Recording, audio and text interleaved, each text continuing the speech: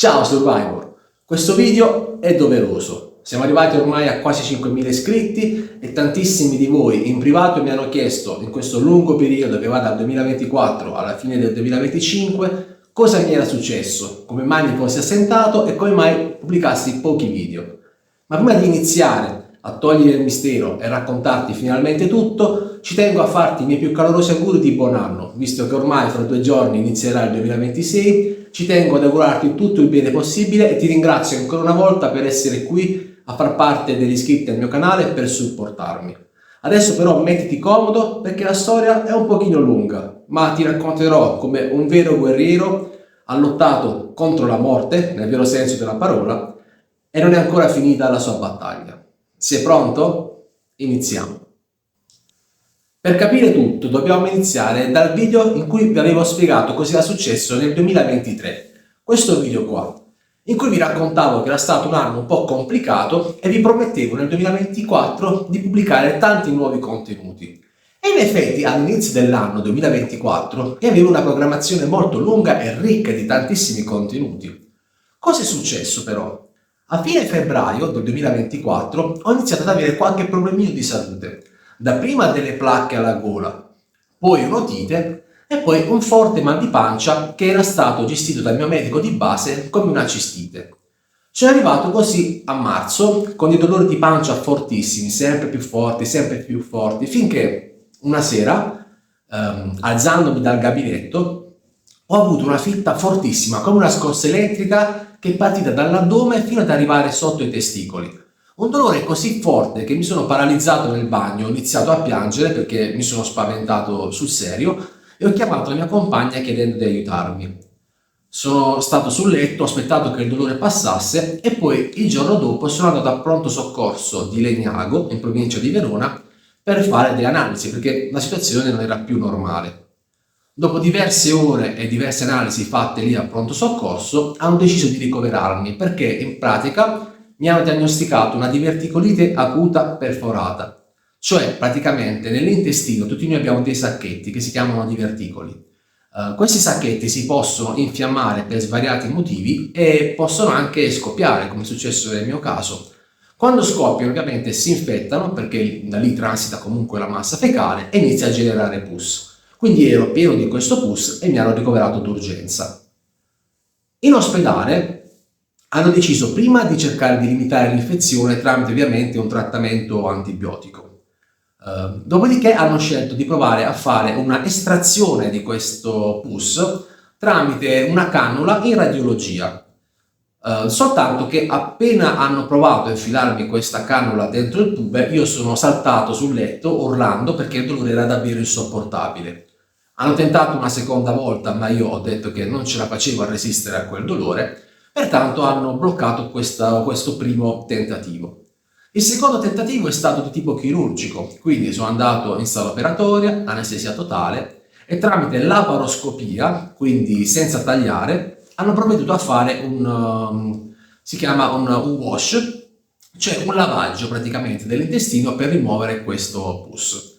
Dopodiché l'equipe medica mi aveva detto di dover aspettare qualche mese per procedere a un intervento vero e proprio chirurgico di rimozione della parte di intestino malata. Però per poter intervenire dovevo prima appunto superare questa infezione. Questa infezione non si riusciva però a debellare facilmente, quindi sono stato diversi giorni in ospedale, dopodiché mi hanno dimesso. Nella settimana che sono stato a casa, prima del controllo, stavo malissimo, non riuscivo neanche a stare in piedi dritto, avevo sempre mal di pancia, non riuscivo a mangiare. E quando ho fatto il controllo, quindi la settimana dopo le dimissioni, ho fatto le analisi del sangue e una nuova TAC e quando il dottore è tornato mi ha detto che la mia condizione era peggiorata, quindi mi hanno ricoverato un'altra volta. Non potevano operarmi perché c'era questa infezione fortissima e operare in quelle condizioni è molto pericoloso. E quindi si è deciso di aspettare un pochino per farmi passare l'infezione. Nel frattempo c'era Pasqua, poi il 1° maggio, io li ho fatti in ospedale, dopo il 1° maggio finalmente si è deciso di andare in sala operatoria. Abbiamo fatto questo intervento sempre in laparoscopia per la rimozione dell'intestino alla parte malata e dopo l'operazione ho avuto qualche problemino perché l'infezione non andava via, ho dovuto fare qualche trasfusione di sangue, comunque alla fine sono stato dimesso. Qual è stato il problema? Che mentre io ero ricoverato per questo problema, da giù, da Taranto, ho avuto una notizia pessima, cioè che mia suocera, durante un iter di controlli, aveva avuto una spiacevole notizia, cioè le avevano trovato un tumore in metastasi terminale senza possibilità di cura. Quindi prova a immaginare la situazione, io in ospedale, tra l'altro operato la mattina, la mia compagna è stata malissimo con problemi di pressione, quindi hanno portato a pronto soccorso anche lei, con mia figlia piccola e mia suocera che aveva questa situazione. Quando sono uscito dall'ospedale e mi hanno dimesso, ovviamente la mia compagna è andata giù, è andata a Taranto a trovare la mamma e quando è tornata abbiamo deciso insieme che era il caso di rientrare a Taranto affinché lei potesse comunque stare con la mamma, perché non sapevamo quanto tempo poi sarebbe stata ancora con noi. Quindi, nel pieno del mio recupero, in cui non stavo tra l'altro a vedere che c'era qualcosa che non andava, abbiamo organizzato un trasloco di più di 800 km e 17 anni di robe accumulate. Quindi, prova a immaginare che impresa titanica, ma ce l'abbiamo fatta, quindi nel meno di un mese in realtà ci siamo trasferiti a Taranto. Io sono stato molto male anche durante il viaggio per venire giù, non sono riuscito a guidare perché avevo una febbre altissima e tutta l'estate 2024 io l'ho passata con attacchi febbrili continui, finché a ottobre avevo deciso di provare a ricominciare con il taekwondo. Sono andato in palestra e durante l'allenamento ho avuto un po' di fastidio alla milza, cosa che non mi capitava praticamente da anni. Ho lasciato perdere questo piccolo episodio. Qualche giorno dopo ero da mia sorella al bar per darle una mano e sono stato male. Di nuovo ho sentito questa febbre salire, avevo dei forti tremoli e quindi sono tornato a casa. Qualche giorno dopo sono andato a pronto soccorso a Taranto perché questa milza mi stava facendo davvero male. Ho fatto 17 ore di pronto soccorso, tantissime analisi, ho spiegato la mia situazione che avevo fatto a Legnago e mi hanno dimesso diagnosticandomi una ciste alla milza e dandomi solo della tachipirina come cura. Sono tornato a casa e dopo 3 giorni io avevo chiesto a mio padre di venire a Taranto a prepararmi un piatto di spaghetti alle vongole, perché non so se l'ho mai detto, ma no, mio padre è un esperto di ristorazione, infatti ha anche un canale YouTube Cucina con pochi euro dove spiega alcune ricette facili ed economiche. E quindi avevo chiesto appunto di venirmi a fare questo piatto. All'improvviso io stavo sul divano, ho sentito dei dolori addominali fortissimi, ho iniziato a vomitare e ho chiamato mio padre e gli ho detto guarda papà, chiama l'ambulanza perché c'è qualcosa che non va. E considera che io non ho mai chiamato l'ambulanza in vita mia, quindi per chiedere l'ambulanza vuol dire che stavo davvero davvero male. È venuta l'ambulanza a casa, sono saliti i paramedici e non riuscivano neanche a farmi l'elettrocardiogramma perché ero in preda a convulsioni, la febbre a 39,4, quindi tremavo continuamente. Siamo riusciti comunque a fare l'elettrocardiogramma, a scendere le scale, io vomitavo anche l'anima, sono arrivato al pronto soccorso, un'altra giornata di analisi, per fortuna alla fine siamo riusciti a convincere chi di dovere a non dimettermi ma a fare delle analisi approfondite. A seguito di queste indagini fatte dopo il pronto soccorso si è scoperto che ero di nuovo pieno di pus, quindi mi hanno ricoverato un'altra volta e abbiamo iniziato di nuovo un iter per diciamo togliere l'infiammazione e combattere questa infezione. È durata qualche giorno finché sono stato male, avevo dei fortissimi dolori alla milza. Mi dicevano che era solo un edema, non era niente di strano, però io poi ho insistito tutta la giornata fino al pomeriggio finché finalmente mi hanno fatto un TAC e quando mi hanno fatto la TAC io ho visto il primario arrivare di corsa, mi hanno portato in sala operatoria perché c'era qualcosa che non andava. Ecco, quello che è successo è che io mi sono svegliato in rianimazione qualche giorno dopo, quindi ero finito in terapia intensiva. Quando mi sono svegliato, quindi c'era una stanza nuova, dei dottori nuovi, c'erano delle dottoresse che mi hanno detto: guarda Angelo, i tuoi parenti stanno per venire, saranno contenti di vederti sveglio, sei qui in rianimazione da qualche giorno, adesso ti togliamo il tubo perché ero intubato, quindi inizierai a respirare da solo, avrai tanti muchi da espellere, però stai tranquillo, non ti preoccupare che qui sei sotto controllo. Quindi io ho realizzato un attimo che ero pieno di fili dappertutto, attaccato a tante macchine, non capivo cosa mi fosse successo. Quando poi sono arrivati i miei parenti mi hanno spiegato che in sala operatoria avevano visto che il pus si era attaccato dappertutto, mi avevano dovuto togliere la milza perché era andata in necrosi, mi hanno tolto un altro pezzo di intestino e la situazione era abbastanza grave perché il pus si era attaccato anche al diaframma, ovviamente il diaframma non potevano staccarmelo, e anche il polmone sinistro aveva avuto un cedimento, quindi la situazione era abbastanza critica, però con quella settimana che avevo fatto comunque di terapia intensiva mi ero svegliato e stavo in una condizione comunque abbastanza stabile. Non riuscivo a parlare, quindi avevo zero voce perché le corde vocali ormai erano state toccate dal tubo, quindi non riuscivo a emettere alcun suono. Dopo la rianimazione mi hanno riportato in reparto. Mi hanno riportato in reparto in una stanza privata, una stanza singola. Una volta tornato nella sala, ovviamente nel mio reparto, ho fatto la mia terapia, quindi avevo una marea di flebo attaccate e in più avevo la nutrizione in vena perché ovviamente non potevo mangiare. Quindi sono stato lì diversi giorni, abbastanza tranquillo, non recuperavo benissimo in realtà, però non stavo neanche male, avevo solo parecchio dolore. Finché si è scoperto che ero diventato praticamente infettivo, quindi abbiamo fatto anche esami infettivologici perché avevo qualche infezione che non si capiva di che tipo fosse, avevo tutta la lingua bianca, una roba che sinceramente non riesco neanche a spiegare, a ricordarmi, perché ovviamente i ricordi sono confusi, in quel periodo ero sempre pieno di anestesia. Comunque, alla fine si decide di tornare in sala operatoria per fare appunto un altro lavaggio, perché a quanto pare avevo di nuovo sto pus che si era formato. Ed eravamo arrivati a dicembre, e quindi si va in sala operatoria e mi sveglio di nuovo in terapia intensiva. Praticamente, quando sono andato in sala operatoria, da quanto mi hanno raccontato, hanno visto che la situazione era molto aggravata, quindi il pus continuava a uscire e non si fermava più, e soprattutto durante l'intervento era andato in blocco anche un rene, quindi la situazione era molto molto grave. Mi hanno applicato la VAC therapy, che vuol dire praticamente mi hanno messo una specie di spugna di poliuretano dentro la pancia, quindi a stomaco aperto, io vedevo la mia pancia completamente aperta. Questa spugna assorbe il pus e lo trasferisce in un contenitore tramite un'azione proprio meccanica di aspirazione.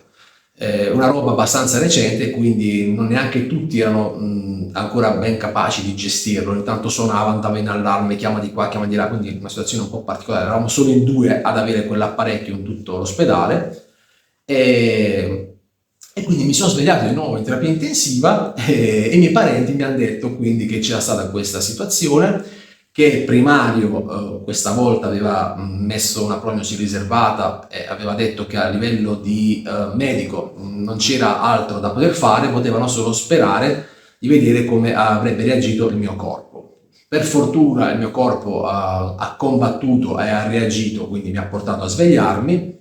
Mi hanno detto che hanno anche dovuto legarmi quando mi svegliavo all'improvviso perché volevo togliermi le flebo, togliermi le cose dal corpo, staccarmi tutti gli apparecchi, quindi mi hanno dovuto legare proprio fisicamente al lettino. Io non mi ricordo nulla, ero strapieno di oppiacei e antidolorifici, quindi ho fatto un altro periodo in terapia intensiva, poi sono ritornato in reparto e finalmente con la VAC, che è comunque questa cosa nello stomaco ti crea un dolore e un fastidio continuo, specialmente perché va spesso in tilt. E poi ogni 3 giorni devi andare in sala operatoria per cambiarla e chiudere un pochino di stomaco. Ho fatto tutto dicembre con questo calvario, quindi 2-3 giorni in sala operatoria, 2-3 giorni in sala operatoria, sala operatoria. Per un totale, dall'inizio di questa storia alla fine di dicembre, quindi 2024, sto parlando di 17 interventi chirurgici, quindi sono stato in sala operatoria sotto anestesia totale 17 volte. e ho perso una marea di chili. Quindi io sono stato poi dimesso che pesavo 55 kg. Tra l'altro dovevo essere dimesso prima di Natale, però avevo avuto un crollo di potassio e ovviamente con poco potassio ero a rischio infarto, e quindi mi hanno detto no, non ti facciamo uscire, devi recuperare il potassio, e sono uscito poi il 27 dicembre. Quindi immagina che paranoia pensare, ti avevano detto che avrei fatto la Natale a casa con la famiglia e invece no, sono rimasto in ospedale. Anche se devo dire l'equipe medica è stata sempre vicinissima, mi hanno regalato l'albero di Natale, mi hanno fatto entrare mia figlia un paio di volte per poter stare con me, perché io avevo un crollo psicologico, anche mia figlia ha avuto un fortissimo crollo psicologico, ho pianto tante volte, quindi per quanto io sia un guerriero veramente forte, in una situazione del genere sono crollato. E quindi per tutto l'anno 2024 ovviamente non potevo pubblicare nulla, perché ovviamente stavo in ospedale. Tra l'altro sono uscito, appunto, come dicevo, il 27 dicembre, ho fatto Capodanno a casa, e il 6 dicembre dell'Epifania, mentre ero sul divano a guardare un film, ho visto dalla mia pancia uscire pus nero. Quindi mi sono spaventato, ho richiamato l'ambulanza, sono tornato in ospedale e mi hanno ricoverato un'altra volta, però per fortuna era solo una formazione superficiale, un'infezione della ferita che capita spesso, quindi dopo una settimana di antibiotici e spremiture per far uscire questo ultimo pus, finalmente mi hanno dimesso. Mi hanno dimesso, ma il mio quadro clinico era veramente pessimo. Come dicevo prima, a gennaio 2025 pesavo 55 kg, mi hanno messo la stomia, quindi porto questa sacca dove vanno le feci attaccata alla pancia, che mi avevano detto avrebbero tolto nel giro di 6 mesi al massimo, e avevo una piaga sacrale, quindi diciamo sopra le natiche, di dimensioni abbastanza importanti, cioè la crepa era diciamo circa di questa dimensione qui.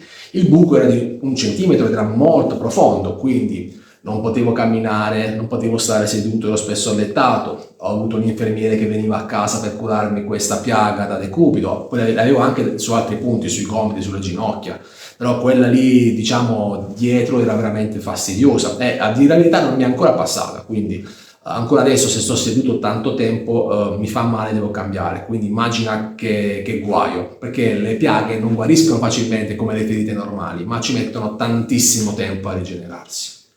Comunque ho fatto questo iter, però poi a un certo punto volevo tornare sui social, perché onestamente mi dispiaceva lasciare tutte le persone che mi seguivano senza nulla. E quindi, non potendo fare video perché non ero fisicamente in condizione e non avevo neanche la voce, perché la voce mi è tornata poi forse verso aprile-maggio, ho deciso di iniziare a usare l'intelligenza artificiale. Quindi tu avrai visto sicuramente che a un certo punto ho pubblicato tantissimi contenuti fatti con l'intelligenza artificiale. Questo è stato un modo per me di tenere vivo il canale, tenere vivi i miei social e rimanere comunque in contatto. Come dicevo all'inizio, tantissima gente mi ha scritto come stai, cosa è successo, quindi io ringrazio tutti quanti veramente per il pensiero, perché vuol dire che quello che faccio arriva e si è creato un bel rapporto tra me e voi che siete dall'altra parte. E quindi ecco, qualche contenuto l'ho fatto, qualche video sono riuscito a farlo, ovviamente video sportivi o tutorial non riuscivo a farli, quindi mi sono dedicato più su altri argomenti dove si parlava di più, dove potevo spiegare di più, quindi alimentazione, nutrizione, miti e questo genere di contenuti qua. Nel frattempo è passata tutta l'estate, io avevo l'obbligo di rimettere peso da parte del medico, quindi ho dovuto mangiare in maniera diversa dal solito, e aspettavo di tornare in sala operatoria per ricanalizzarmi, cioè per togliere la stomia, riattaccare il mio retto all'intestino e finalmente riprendere le mie attività. Tutto questo sarebbe dovuto avvenire più o meno tra ottobre e novembre. A ottobre sono andato in ospedale per le procedure di pre-ricovero, quindi l'analisi del sangue, l'elettrocardiogramma, tutto ok. Io comunque fisicamente ho recuperato bene, anzi fin troppo, perché avevo preventivato di fare questo intervento, quindi ho messo più massa grassa di quella che dovevo mettere. Però ho recuperato, mi sono allenato, ho rimesso tanta massa muscolare, la forza, se non che durante una delle ultime visite, cioè una colorettoscopia, si è visto che il mio intestino al momento è pieno di ulcere ed è sotto infiammazione, quindi praticamente anche durante tutto il 2025 io avevo all'interno dei problemi che però non sento dal punto di vista di come posso dire, non sento dolore, non sento fastidi, in realtà è un'infiammazione interna che non mi crea disagio, ecco, mettiamola così. E quindi praticamente il gastroenterologo mi ha detto che secondo lui potrei avere il morbo di Crohn e tutto questo casino potrebbe essere nato da lì.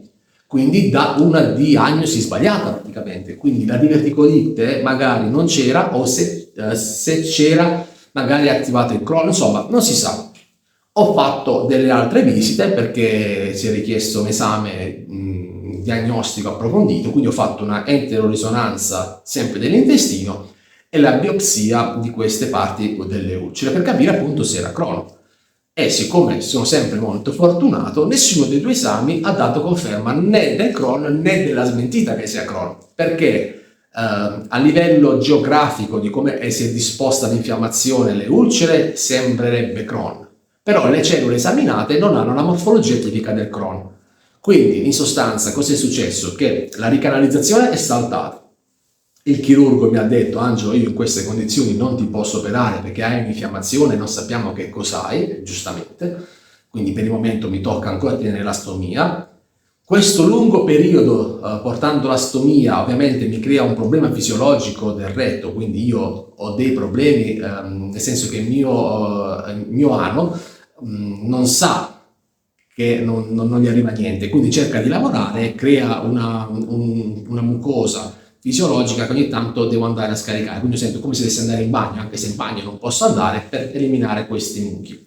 Perché dopo una decina di mesi, non lavorando il retto, normalmente chi ha la stomia o si chiude il retto, quindi il retto lo smette di lavorare e non ha questi problemi, oppure si riattacca. Ormai per me è più di un anno che ce l'ho, quindi ho anche questo problema aggiuntivo.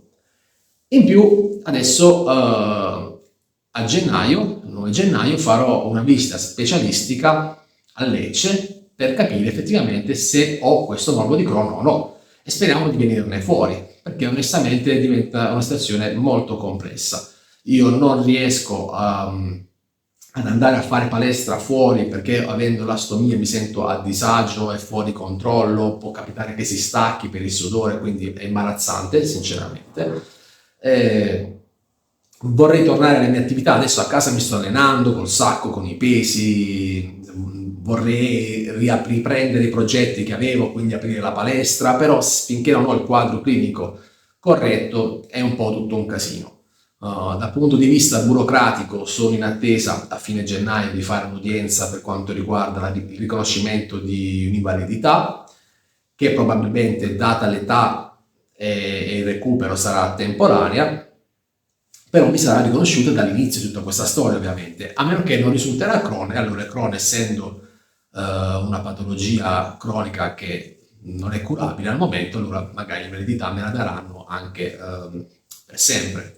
Questo non mi è dato saperlo, però perché ti ho raccontato tutta questa storia? Ripeto, innanzitutto perché era doveroso farti capire che fine avevo fatto, quindi proprio per il rispetto che ho nei vostri confronti mi sembrava giusto spiegarvi cosa era successo più in dettaglio.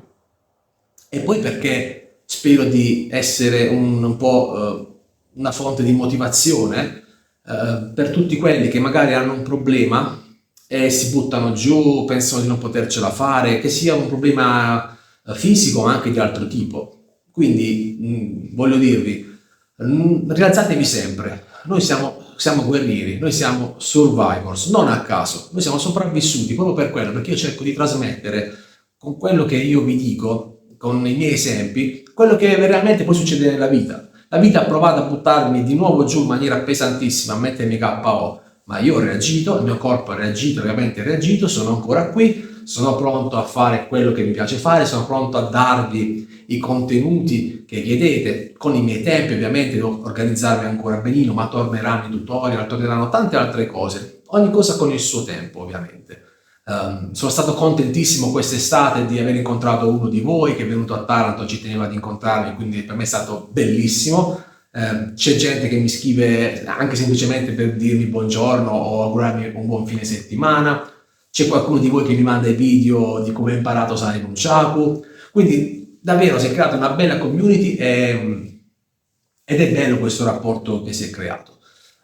Io comunque dal 2025, quindi da quando ho ripreso a un pochino a star meglio, quindi da maggio 2025, ho avviato tutte le mie attività online. Quindi comunque chi era interessato al percorso educativo alimentare o all'allenamento, il coaching online, le lezioni di Nunchaku, difesa personale, io ho ripreso tutto quello, anche in presenza. Ormai da 2026 potrò fare anche in presenza, quindi chi vuole ovviamente va sul mio sito www.angelopersonaltrainer.it e può chiedere qualsiasi pacchetto per ricominciare, insomma, per mettersi in forma, dimagrire, imparare la difesa personale. Insomma, ormai sapete quello che faccio, quindi è inutile che mi ripeto sempre.